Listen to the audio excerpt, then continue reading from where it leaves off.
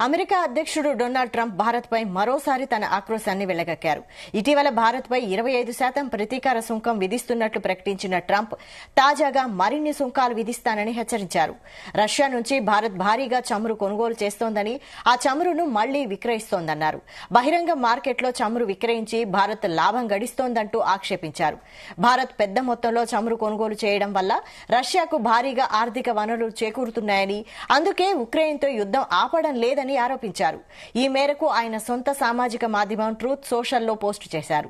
రష్యాతో యుద్దం వల్ల ఉక్రెయిన్లో ఎంతమంది ప్రాణాలు కోల్పోతున్నారో వాళ్లకు అవసరం లేదు, అందుకే భారత్పై సుంకాలను మరింత పెంచబోతున్నామని ట్రంప్ పేర్కొన్నారు.